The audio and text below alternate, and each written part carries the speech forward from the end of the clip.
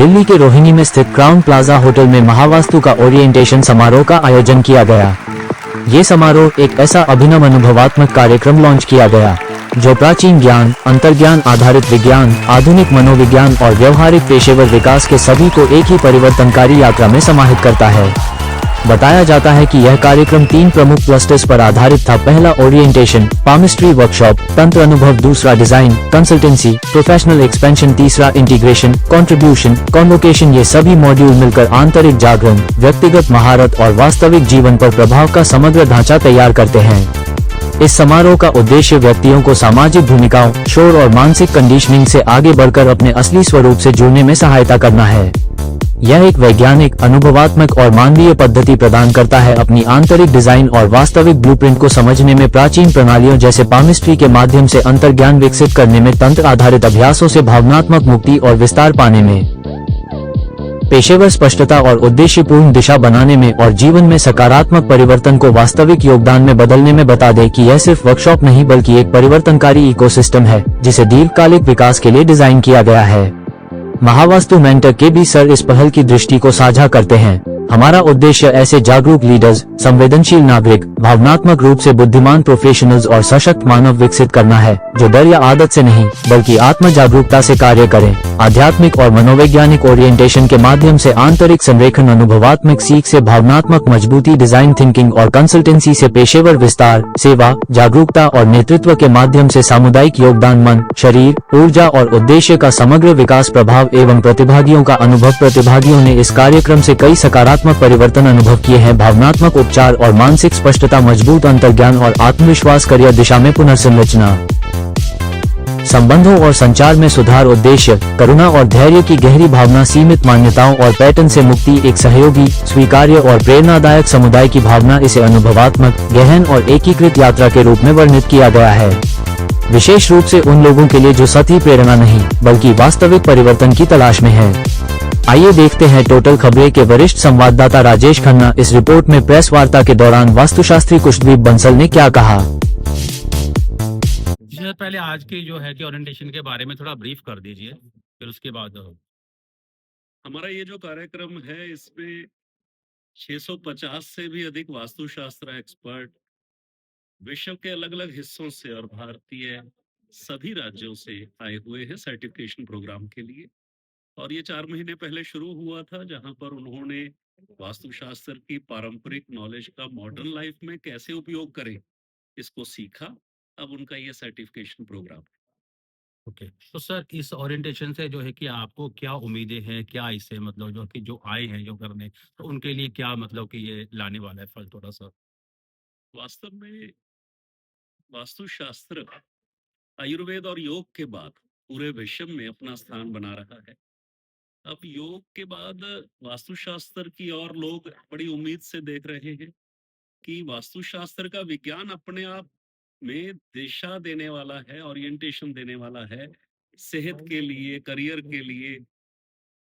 तो इसके लिए लोगों का रुझान वास्तुशास्त्र में हो रहा है और जर्मन से भी कुछ लोग इस प्रोग्राम में आए हुए हैं, क्योंकि विश्वगुरु भारत की जो संकल्पना है, मुझे लगता है आयुर्वेद पिछले कई शताब्दियों से और योग इस शताब्दी से, और आने वाले समय में वास्तुशास्त्र से लोगों की उम्मीद है कि जो ये एआई के युग में डिस्ट्रैक्शंस हैं, डाउट्स हैं, कंफ्यूजन है, ओवरलोडेड इंफॉर्मेशन है, तो उनका आउटर स्पेस ही उनको ओरिएंटेशन दे सकता है, सही दिशा दिखा सकता है। तो इस उम्मीद के साथ लोग वास्तुशास्त्र एक्सपर्ट से कंसल्टेंसी कर रहे हैं और उनको बहुत अच्छा पे भी कर रहे हैं।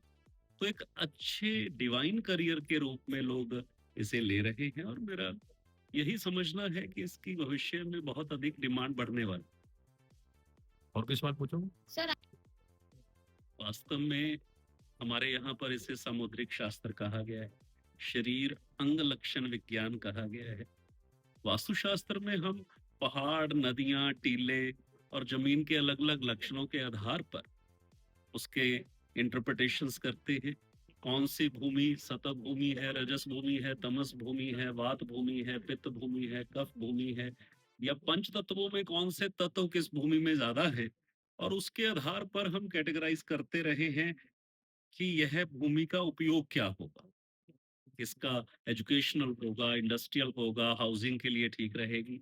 ये काम हम लोग पिछले करीब 30-35 वर्षों से कर रहे हैं।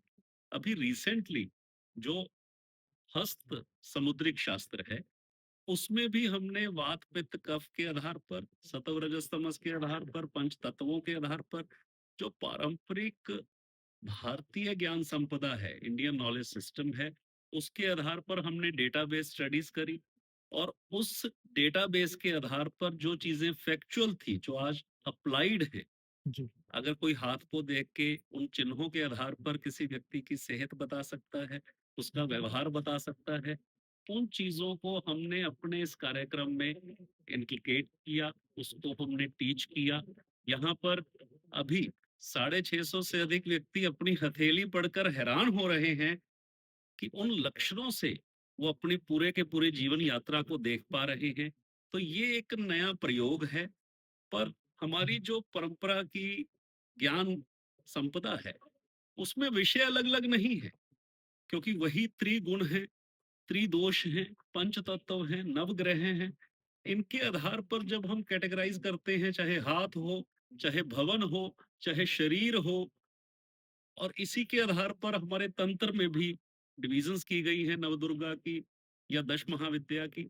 आज हम नई जनरेशन को ये बताना चाहते हैं कि हमारा ये जो पारंपरिक ज्ञान है और ये पिछले कई हजार वर्षों की ऑब्जर्वेशंस हैं, हम इनको मॉडर्न टर्म्स में कैटेगराइज कर सकते हैं, रिलेट कर सकते हैं और एक बेटर वर्जन ले सकते हैं ओरिजिनल इंटेलिजेंस का, जहां पर बच्चे आज खोया खोया महसूस कर रहे हैं आर्टिफिशियल इंटेलिजेंस के युग में।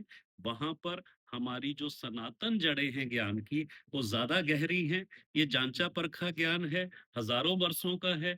हमें इसको आधुनिक प्रवेश में रख के लोगों को देने का प्रयास कर रहे हैं और करते रहेंगे, जो रिलेटेबल है। तो ये हमारा पामिस्ट्री और तंत्र के जो कुछ एस्पेक्ट्स हैं नॉलेज के, वो हमने इस कोर्स में डाले हैं। अच्छा, यहाँ सबसे एनर्जी कम होती है, वहाँ ज़िंदगी सबसे जो है कि जल्दी टूटती है। तो इसका क्या थोड़ा इसको आप डिफाइन ऐसे कह सकते हैं कि अगर शरीर की ऊर्जा भी कम हो जाती है तो आदमी गिरा गिरा महसूस करता है। हुँ, यदि इम्यूनिटी और ज्यादा कमजोर हो जाती है तो एकदम ही व्यक्ति बिस्तर पकड़ लेता है, जी। और शरीर में अगर एनर्जी ना हो तो उठ के खड़ा भी नहीं हो पाता। हम लोगों ने ये प्रयोग किए कि किसी भी भूमि की एनर्जी, जैसे आप कहीं जाते हैं तो एकदम थका थका महसूस करते हैं, मन गिर जाता है, चिड़चिड़ापन आ जाता है, उस जगह में यदि हम मंगल यानी मूंगा उसका चूरा लगा देते हैं, तो यह पाया गया कि उसी जगह में जाकर व्यक्ति उत्साहित हो जाता है, मोटिवेटेड हो जाता है, पॉजिटिव फील करता है।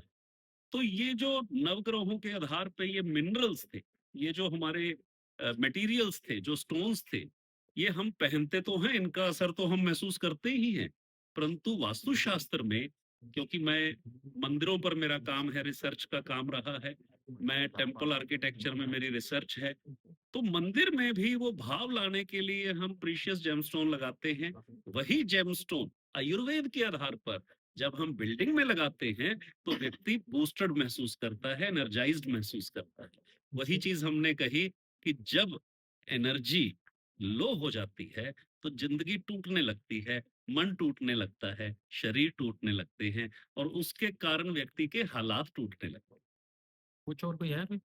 मैं आपको एक मजेदार बात बताऊंगा जनरेशन जेड की, जिसे जेनजी कहते हैं। जी। ये जो नए बच्चे हैं, यस। इनका विश्वास भारतीय विज्ञान के प्रति ज्यादा है, इनका रुझान ज्यादा है, क्योंकि आज इन बच्चों को नॉलेज का एक्सपोजर इतना है कि एआई से, चैट जीपीटी से ये सारी इंफॉर्मेशन निकाल लेते हैं जो बड़े बूढ़े हमें दे रहे थे। जी। उस नॉलेज के बेस पर जब वो देखते हैं कुछ चीजें काम कर रही हैं तो वो उसे अडॉप्ट कर लेते हैं। ये जो जनरेशन है ये बहुत प्रयोगात्मक है, ये हमारे कहे से किसी चीज को नहीं मानती, ये जानने के बाद मानती। जी। तो आज यंग जनरेशन का रुझान इस वजह से हो गया है कि जब वो ये डूम स्क्रॉलिंग करते हैं, सुबह उठ के स्क्रॉलिंग किए जा रहे हैं और उससे वो डिसोरिएंट हो रहे हैं, इससे वो डिस्ट्रैक्ट हो रहे हैं, और वो चाहते हैं कि मैं लॉस्ट फील कर रहा हूं, कोई मुझे ग्राउंडेड फील कराए, मैं क्या करूं। तो वो प्रयोग करते हैं मैं घर में किस दिशा में बैठूं तो मैं बेटर फील कर रहा हूँ, वो प्रयोग करते हैं मैं किस तरफ फेस करके पढ़ूं तो मेरी पढ़ाई बेटर हो रही है, मैं इस दिशा में सिर रख के सो रहा हूँ तो सुबह उठता हूँ तो फ्रेश होता हूँ, डिस्ट्रैक्टेड नहीं होता। इन कारणों की वजह से यंग जनरेशन जितना इन विषयों को, मेडिटेशन को, ध्यान को, मंत्र जप को अडॉप्ट कर रही है, शायद हमारी जनरेशन ने उतना तेजी से इसको एक्सेप्ट नहीं किया था। ये जो जनरेशन है ये ज्यादा अवेयर है, ज्यादा एक्सपेरिमेंटल है। और हमारे इंडियन नॉलेज सिस्टम की तो ये खूबसूरती है कि ये एक्सपीरियंशियल है। जो जी ब्रिटिश सिस्टम से आया हुआ ज्ञान था वो एक अलग परिपाटी पर था, पर हमारा जो है ये एक्सपेरिमेंटल और एक्सपीरियंशियल नॉलेज है, जो कि जनरेशन जी के लिए विशेष है। और उनको हम मना नहीं रहे, वो हमें आके समझा रहे हैं, you know, it it's cool, it works. तो मैं हैरान हो जाता हूँ जब एक 20 साल का बच्चा मुझे आके कहता है कि मुझे क्रिस्टल्स के बारे में बताइए। मैं जब इनको पहनता हूँ तो I I I feel a shift inside me. तो can you explain if I am sitting here what kind of shift I will feel. उनके सवाल भी फ्रेश हैं, उनकी जिज्ञासा भी अच्छी है। तो मिलेनियम जनरेशन ये जो है, ये भारतीय विद्याओं को आगे लेकर जाएगी, ऐसा मुझे दिखाई पड़ता है। सर भारतीय जो परिवेश है मैं ये कहूंगा कि ये एक गैप है जिसे हम लोग मिलजुल कर फिल करने की कोशिश कर रहे हैं। हम लोग सबसे पुरानी सभ्यता है, सिविलाइजेशन है जो जीवंत है। पुरानी सिविलाइजेशन तो और भी होंगी, पर वो आज उस रहन सहन में नहीं है जिसमें हम हैं। तो हमारा जो सबसे पुराना एविडेंसेस मिलते हैं वो मोहनजोदड़ो और हड़प्पा के मिलते हैं। और आपको जानकर ये और ज्यादा हैरानी होगी कि उस समय की जो सिटी प्लानिंग दिखाई देती है वो दिशाओं के आधार पर है, उनकी ओरिएंटेशन दिशाओं के आधार पर है। उसमें भी दिखाई देता है कि जो नालियां उस समय की बनी हुई हैं उनका विसर्जन की दिशा दक्षिण दिशा है, जो वास्तुशास्त्र के अनुसार है। तो बीच में कहीं ये गैप आ गया, ऐसा नहीं था कि ये था नहीं। मैं बहुत सारे पुराने ऐसे राजमिस्त्रियों से मिला जिन्होंने कहा कि उनके बाप दादाओं ने परंपरा में उनको सिखाया कि घर में अग्नि कहाँ रखनी है, दरवाजा कहाँ रखना है, और उसके आधार पर हमने घर डिजाइन किए। नहीं तो हम कहते थे कि विश्वकर्मा जी नाराज हो जाएंगे। तो परंपरा में हमारे था। ये तो बीच में जब ये एक मॉडर्न आर्किटेक्चर के नाम पे नए नए डिजाइन आने लगे तो ये विद्या थोड़ा गैप आना लगा। और फिर जो हमारे पिताजी लोग थे, जो मेरी जनरेशन के पहले के लोग थे, वो मॉडर्न आर्किटेक्चर से ज्यादा प्रभावित थे। उन्होंने ही रियलाइज किया कि जब गांव के घर में रहते थे तो बहुत अच्छा था, जब से शहर के घर में आए हैं तो घुटन है, नींद नहीं आ रही, सेहत भी गिर रही। वहां से वास्तु के प्रति फिर से जिज्ञासा शुरू। और मैंने पिछले 36 वर्ष के अपने अध्ययन और रिसर्च में ये देखा कि ये जो गैप था उसने एक प्रॉपर स्टडी का स्वरूप ले लिया। और आज स्थिति ये है कि बिना वास्तु को कंसल्ट किए ना तो लोग अपार्टमेंट खरीद रहे हैं, ना फ्लैट या ये प्लॉट हैं उनको खरीद रहे हैं। तो ये जो जागृति आई है, इसका बहुत बड़ा योगदान आयुर्वेद और योग को भी जाता है। क्योंकि अब जो भारतीय मेटाफिजिक्स है, जो भारतीय विज्ञान है, उसको समझने लगे हैं लोग, उसको जानने लगे हैं। तो जितनी भारतीय विद्याएं हैं, चाहे वो वास्तुशास्त्र है, चाहे वो तंत्र है, अब ये सबके प्रति जिज्ञासा ग्लोबल हो गई है। तो अब ऐसी स्थिति नहीं है। अब तो लोग कहते हैं हाँ भाई वास्तुशास्त्र एक विज्ञान। सर कोई ऐसा टेस्टिमोनियल होगा जिसका ड्रास्टिक चेंज कहूंगा कि मेरे पास तो ऐसे असंख्य अनुभव हैं। और मैं कहूंगा तो लोग कहेंगे कि ये व्यापार कर रहे हैं। यहाँ पर जो पार्टिसिपेंट हैं उनकी लाइफ में क्या ट्रांसफॉर्मेशन आई, आप उन्हीं से डायरेक्ट सवाल करिए। और जो लोग नहीं मानते थे उन्होंने माना कि बस वो जानते नहीं थे, जब से जाना है तो अब हमेशा मानेंगे। ये एक्सपीरियंस आप उन लोगों के साथ जरूर उनका लीजिए। इससे जनमानस तक ये संदेश जाएगा कि हाँ, उन्हें भारतीय ज्ञान परंपरा को सकारात्मक मन से लेना चाहिए। Sir Mahavastu is all about तत्वों का बैलेंस जरूरी है। शरीर में यदि पांचों तत्वों का बैलेंस ना हो, जो कि हमने वात पित्त कफ के आधार पर आयुर्वेद में देखते हैं। वात का अर्थ है वायु, पित्त का अर्थ है अग्नि, और कफ का अर्थ है पानी और पृथ्वी। तो जब ये तत्व शरीर में कम ज्यादा होते हैं, भारतीय तो पूर्ण, चाहे हमारी राजनीति है, चाहे हमारी सोच है, चाहे हमारा ज्ञान है, चाहे हमारी गवर्नेंस है, ये पंच पर आधारित है। मैं आपको थोड़ा सा ध्यान दिलाऊं तो हम बात करते हैं पंचायत की, हम बात करते हैं सरपंच। जो सरपंच कहेंगे, यानी जो सिर है पंचों का, जो वो कहेंगे वही मान्य है। आज भी हमारी कोर्ट्स में पंचायत का फैसला मान्य होता है। आज भी जब किसी व्यक्ति का दाह संस्कार करने जाते हैं तो उसके मुंह में पंचरत्नी डालते हैं। तो हमारी जितनी भी अवधारणाएं हैं वो पंच तत्वों पर आधारित हैं। यदि किसी व्यक्ति का वायु विकार हो तो उस व्यक्ति को बहुत एंजाइटी होती है, नर्वसनेस होती है, और वायु तत्व की दिशा पूर्व दिशा होती है। और वहां पर हम पाते हैं कि वहां कोई ना कोई दोष होने की वजह से, टॉयलेट होने की वजह से ये सिम्टम्स आते हैं। तो जो तत्व घर में इम्बैलेंस्ड हो, नेगेटिव हो, उसी को बैलेंस करके जीवन संतुलित हो जाता है। महावास्तु एक भवन में पंच महाभूतों को संतुलित करने का ही विज्ञान है। इसीलिए हम इसे महावास्तु कहते हैं, क्योंकि पंच महाभूत एक भवन में, वो हुआ महावास्तु। अच्छा गुरु जी, जैसे कि बेडरूम का, ड्राइंग रूम का जो है कि इस जो है कि कितना दूरी पे मतलब किचन और बाथरूम होना चाहिए? क्या आजकल क्या होता है कि बेडरूम के साथ ही जो है कि बाथरूम भी अटैच होता है, तो क्या उसके साथ होना चाहिए या नहीं होना चाहिए वास्तुशास्त्र के अनुसार जो है थोड़ा?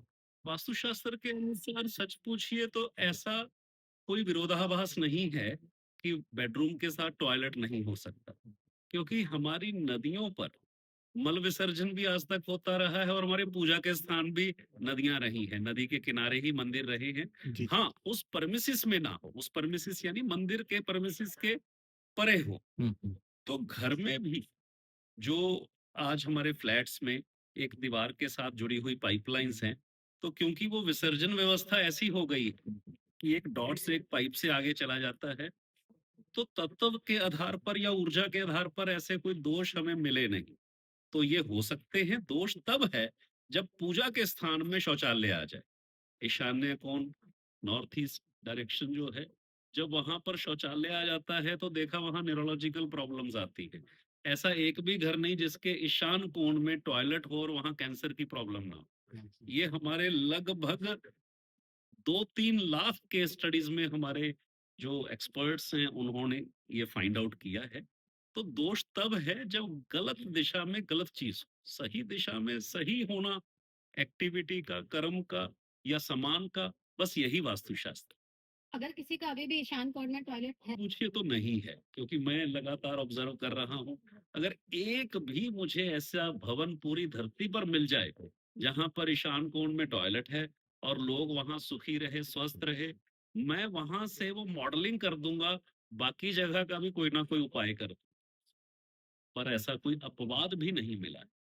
सर क्या आप अपनी कोई सफलता की कहानी उतार चढ़ाव तो रहेंगे ही, और सबसे बड़ी सफलता की कहानी सच पूछिए तो मुझे अपनी लगती है, क्योंकि आज से लगभग 28 बरस पहले 16-17 मई 1997 को 113 रुपए लेकर एक गांव का लड़का इस शहर में उतरता है शकूर बस्ती रेलवे स्टेशन पर, और वहां पर 17 रुपए का वो फेन और चाय खा पी लेता है, और वो बाकी के पैसे वापस लेने के चक्कर में 2.5 घंटे बैठा रहता है, क्योंकि उस रेहड़ी वाले के पास उतनी कलेक्शन नहीं हो। और वही वही जो व्यक्ति यहाँ उतरता है और उसे शहर में कोई नहीं जानता, 2 हफ्तों के बाद उसको हेडलाइन मिलती है कि संसद भवन में वास्तु दोष की वजह से राजनीतिक अस्थिरता, और फिर वो उन दोषों को दूर करता है। फिर उसकी यात्रा आगे बढ़ती चली जाती है, तो वो 21 वर्षों में 25,000 से अधिक वास्तुशास्त्र के एक्सपर्ट पैदा कर देता है। और ये जो सफलता की इतनी बड़ी कहानी है, ये सिर्फ इस वजह से हुई क्योंकि मैंने अपनी लाइफ को अलाइन रखा हमारी उस भारतीय ज्ञान परंपरा के साथ। और इस सफलता के पीछे रहस्य ये है कि जिसकी भी लाइफ को अलाइन किया, पंच तत्वों के आधार पर एनर्जाइज किया, उन्होंने उस सफलता का स्वाद चखा। तभी तो आज वही व्यक्ति इस 5 सितारा होटल में बैठ के आपसे बात कर रहा है, और विश्व भर से लोग उसकी बात को लेने के लिए आए हुए। कॉलेज के भी हेड ऑफ द डिपार्टमेंट थे, आपकी संस्कृत में भी डॉक्टरेट है और कंप्यूटर्स में भी डॉक्टरेट। तो आप ही ने मुझे दीक्षा दी, और माननीय सुदर्शन जी के मार्गदर्शन में मैंने भोंसले गुरुकुल ज्वाइन किया। मैंने अपनी इंजीनियरिंग के बाद गुरुकुल में गया। वर्नेकर जी ने ही मुझे पहली दीक्षा दी और अन्य गुरुओं से जोड़ा, जहां पर मैं भारतीय ज्ञान परंपरा को ले पाया। तो श्री वर्नेकर जी मेरे पहले गुरु।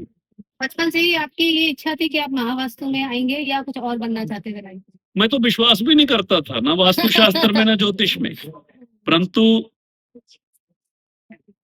एक साधक मिले जो श्री विद्या साधक से थे, बंगाल से आए थे, कॉलेज में मेरे साथी के पिताजी थे।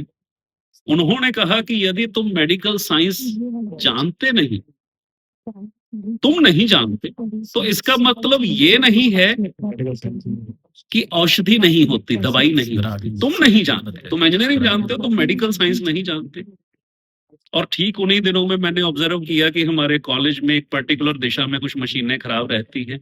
बस वो न्यूटन का एप्पल गिरा और वहां से ध्यान इस तरफ हो गया, तो मैं वहां से वास्तुशास्त्र में गया। परिवार तो हम सभी के परिवारों के जैसे, धर्म को मानने वाला, ज्योतिष को मानने वाला, सब वैसे ही थे, पर मैं नहीं मानता था। मेरी यात्रा एक नॉन बिलीवर की यात्रा है, जहां से मैंने जांचा, परखा, देखा और आज मैं उसी को पढ़ा रहा हूं। गुरुजी एक आखिरी सवाल है कि लोग जो आते हैं आप आपके पास, गुरुजी ना कहिए, आप जो भाई जो कह सकते हैं जी, तो कौन सी समस्या लेकर जो है कि आपके पास ज्यादा आते हैं, उसके बारे में आपको शेयर करें थोड़ा। मैं ये कहूंगा कि लगभग सभी प्रकार की समस्याएं लेके लोग आते हैं। आज की तारीख में, क्योंकि इतने बरस हो गए काम करते हुए, तो सबसे ज्यादा लोग वो आ रहे हैं जिन्होंने करोड़ों रुपए, अरबों रुपए लगा दिए बिल्डिंग्स बनाने में, टाउनशिप्स बनाने में, और वो बिक नहीं रही, और वहां की एनर्जी इतनी लो है कि वो लॉस खा रहे हैं। तो वो आकर अब उनको एनर्जाइज करवाने के लिए सबसे ज्यादा आ रहे हैं। दूसरे नंबर पर इंडस्ट्रियलिस्ट आते हैं जिन्होंने टॉप मोस्ट टेक्नोलॉजीज अपने यहाँ पर इंस्टॉल कर ली, फिर भी प्रोडक्शन नहीं आ पा रहे, फिर भी वहां पर क्वालिटी नहीं आ पा रहे, फिर भी वहां पर वर्कर्स जो हैं प्रॉपर परफॉर्मेंस नहीं दे पा रहे। तो जैसे ही हम मशीन्स को अलाइन करते हैं दिशाओं के साथ, तो ह्यूमन बिहेवियर भी बदल जाता है और साथ में मशीन्स का बिहेवियर भी बदल जाता है। तो ये दो व्यापार के दृष्टिकोण से, ये दो सेक्टर से लोग सबसे ज्यादा अप्रोच करते हैं। और पर्सनली लोग अगर नींद नहीं आ रही है, दवाइयां खा रहे हैं, हेल्थ ठीक नहीं हो रही है, बिना बात के घर में बहस हो जाती है, चिड़चिड़ापन रहता है, बच्चों की ओरिएंटेशन पढ़ाई में नहीं है, इन समस्याओं को लेकर आते हैं और उनको सफल समाधान भी मिलते हैं। एक क्वेश्चन आपसे जी, करना। मैं 36 बरस के अपने ज्ञान के, स्टडी के, रिसर्च के और प्रयोगात्मक अनुभव के आधार पर एक बात कहूंगा। जी, जिस घर में ईशान कोण में पंच देव हैं, 5 देव हैं सनातन जी, अवधारणा के अनुसार, सबसे पहले देव है महादेव भगवान शिव, फिर है शक्ति रूप, चाहे पार्वती रूप में, चाहे श्री यंत्र के रूप में, फिर है उनके पुत्र गणेश, फिर उन्हीं के रुद्रांश, चाहे तो हनुमान जी या सूर्य, दोनों में से कोई भी हो सकते हैं, जी, और फिर एक स्वरूप है भगवान विष्णु जी। तो ये पंचदेव हमारे सनातन सदियों से, जब से अनंत काल से हमारी सिविलाइजेशन में ये पंचदेव 5 ऊर्जाओं का समूह है। जो व्यक्ति इन पंचदेवों को अपने नॉर्थ ईस्ट में स्थापित कर लेता है, उसकी वो बुद्धि सक्रिय हो जाती है कि उसको दिखने लगता है कि वो अपना घर कैसे बनाए, अपना करियर कैसे स्मूथ रखे, अपनी सेहत ठीक कैसे रखे। मैं समझता हूं कि हमारी जो आज तक सिविलाइजेशन जिंदा है और हम उस सिविलाइजेशन के नियमों का पालन करके आज भी उनमें भाव रखते हैं, हमारी श्रद्धा है, हमारा एक्सपीरियंस है, उसका मूल कारण है घर में एक छोटा सा मंदिर होना, घर में पंचदेवों का होना। जिसके घर में पंचदेव हैं, उसके पांचों तत्व संतुलित हैं, उसकी पांचों प्रकार की बुद्धि ठीक है और उसको अपने आप दिशा निर्देश मिलता है उस ब्रह्म का, उस ऊर्जा का, उस शक्ति का, जिसके हम उपासक हैं, जिसमें हमारा विश्वास है। एक सर सवाल मेरा है। एक क्वेश्चन है किचन से रिलेटेड। जी, आजकल छोटे छोटे घर फ्लैट जो बने हुए हैं, तो अगर किचन के अंदर सिंक और हम एक ही मुंह से गरम गरम चाय पीते हैं और ठंडा पानी पीते हैं, तो क्या ये आयुर्वेद का दोष है? नहीं। हाँ, ये जरूर है कि अगर रसोई में चूल्हा जो है वो काले रंग के ओटे पर है, तब दोष आता है, क्योंकि वो जो काला रंग है वो जल तत्व का है।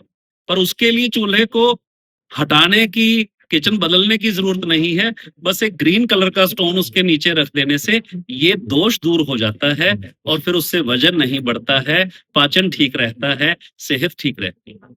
आपने ईशान कोण में पंच तत्व की बात की, पंच परमेश्वर की बात की, तो क्या ईशान कोण में मंदिर होना सर्वोत्तम माना जाता है? जी, देवस्थान कहा गया है ईशान्य कोण को। और मैं आपसे छोटा सा एक बात कहूंगा, ज्यादा समय नहीं लूंगा। ये सारी की सारी अवधारणा इस बात पर है कि बिल्डिंग में सूर्य पूरब में उदय होते हैं और उससे ठीक 3 घंटे पहले अगर हम कल्पना करें तो वो नॉर्थ ईस्ट में होते हैं, वो ब्रह्म मुहूर्त होता है। तो सूर्य की जो उस समय की किरणें घर में प्रवेश कर रही हैं वो नॉर्थ ईस्ट का स्थान है। तो वहां पर जो भी हम देव इष्ट वहां पर स्थापित करते हैं वो हमारे अंतर मन में उतरते हैं, उससे हमारा अंतःकरण शुद्ध होता है और हमें वो विचार, वो भाव उत्पन्न होते हैं। इस वजह से ईशान्य कोण में मंदिर रखना प्रशस्त। युवा कुछ कहना चाहते हैं? जी जी सर, मैं अपने करियर में बहुत मेहनत कर रही हूँ जी। और मैं स्किन की पढ़ाई कर रही हूँ, एस्थेटिक की।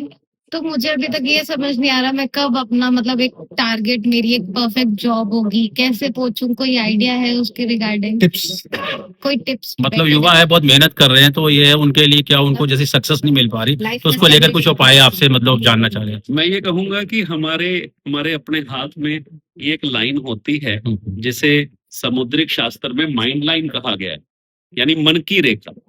और ये मन की रेखा भी है और धन की रेखा भी है और करियर की रेखा भी है।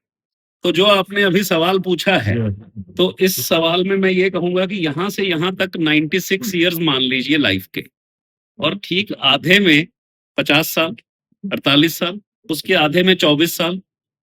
तो उसके आधे में जो 24 साल का बिंदु है अभी आपके हाथ में, वहां पर देखिए एक लाइन मेरी लाइन ही जुड़ी हुई है। हाँ हाँ बेटा है, वो दिख रही है मुझे। राइट हैंड में देखिए, राइट में देखो, राइट राइट में देखिए, ये देखिए कितनी सुंदर लाइन है आपकी, ये देखिए कितनी अच्छी लाइन है। ये जुड़ रही है। और इस लाइन के आधार पर एक छोटी सी लाइन, आपने क्या कहा, मैं स्किन की पढ़ाई कर रही हूँ, क्या कहा? स्किन की। तो ये जो माउंट है, ये शुक्र का माउंट है, ये स्किन का माउंट है, एस्थेटिक्स का माउंट है। यहां से आके एक लाइन यहाँ टच कर रही, और वो लाइन जो है आप देखिए आपके हाथ में टच कर, अगर ये लाइन ना होती तो आप स्किन और एस्थेटिक की पढ़ाई नहीं कर सकते थे। और वो जो लाइन आके मर्ज हो रही है, जब इसकी आप टोटल गणना करेंगे तो वो 26-27 साल की उम्र में आके इसमें मर्ज होती है। तो आपको 27-28 साल की उम्र में वो ब्रेक मिलेगा करियर में जो आप पाना चाहते। ठीक है। चर्चा करते जी।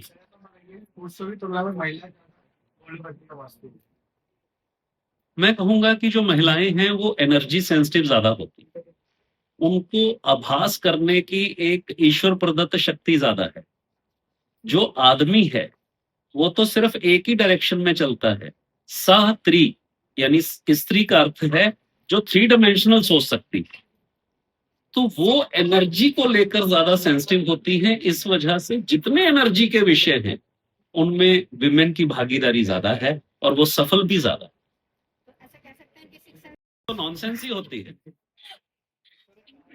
जी। मैंने पहले भी पूछा और मैंने बताया कि मैं अब बाकी का जीवन इस बात को देना चाहता हूं कि मेरे जैसे सलाहकार तो हुए होते रहेंगे और हजारों हो रहे हैं, परंतु आप सनातन जड़ों से जुड़िए और उसमें ईशान कोण नॉर्थ ईस्ट में पंच देवों का कोई प्रतिमूर्त किसी भी फॉर्म का, जैसे आपकी परंपरा, आपकी लोकल परंपरा, आपकी घर की परंपरा है, पंच देवों को वहां विराजमान करिए, या 5 कलर के टीके ही वहां लगा दीजिए, वो भी पंच देवों का प्रतिनिधित्व करते हैं। और उससे ऑटोमेटिकली आपकी जो बुद्धि है, आपका जो मन है वो एकाग्र होगा, बुद्धि जागृत होगी और आपके अंदर वो संवेदनशीलता आएगी कि कौन सा तत्व कम ज्यादा होने की वजह से जीवन में दिक्कतें हैं, और आपको एक आंतरिक प्रेरणा ही दिशा देना शुरू कर देगी। मेरा यही कहना है। मैं ये कहूंगा कि जो हमारा वास्तुशास्त्र है ये है ही जीवन की नींव, और सनातन की नींव तो है ही मंदिर की फॉर्म में।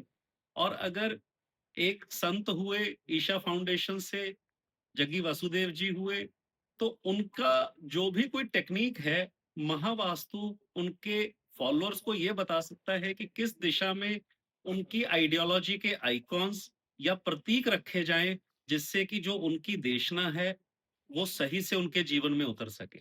ठीक इसी प्रकार से रामदेव जी ने योग का समन्वय जो आयुर्वेद से किया है, तो उसके साथ-साथ जो उनकी देशना है, उसके संबंधित सिंबल जैसे कि अगर कुंडलिनी है, तांत्रिक योग का हिस्सा है, चक्र हैं, उनका एक स्वरूप श्री रामदेव जी की फोटो के साथ अगर एक पर्टिकुलर दिशा में लगाएंगे, तो जो उनकी देशना है, जिस पे वो संत काम कर रहे हैं, जिस पे वो ऋषि काम कर रहे हैं, वो जीवन में उतरेगी। इसी वजह से हमारे यहाँ पर घरों में सजावट के लिए आज भी देवी देवता और गुरुओं के चित्र ज्यादा हैं, हमारे अन्य चित्र नहीं हैं, ताकि उनकी देशना, उनका ज्ञान हमारे अवचेतन में उतरे। तो महावास्तु सार्थक भूमिका निभा सकता है उन सभी पद्धतियों के लिए, उन सभी मतों के लिए कि उनकी जो देशना है वो उनके फॉलोअर के जीवन में कैसे उतरे।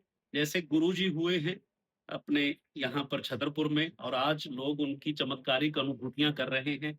तो मैं सभी लोगों को कहना चाहूंगा कि पश्चिम दिशा गुरु की दिशा है। यदि उस दिशा में गुरुजी की फोटो लगाएंगे तो वो अनुभव और गहरा होगा और बेहतर आशीर्वाद आपको मिलेगा। तो महावास्तु वो दिशा निर्देश दे सकता है कि जो इन विभूतियों के काम है, जो उनकी देशना है, जो उनके सार्थक काम है जीवन में उतारने के लिए, किस दिशा में उनकी कौन सी देशना को स्थापित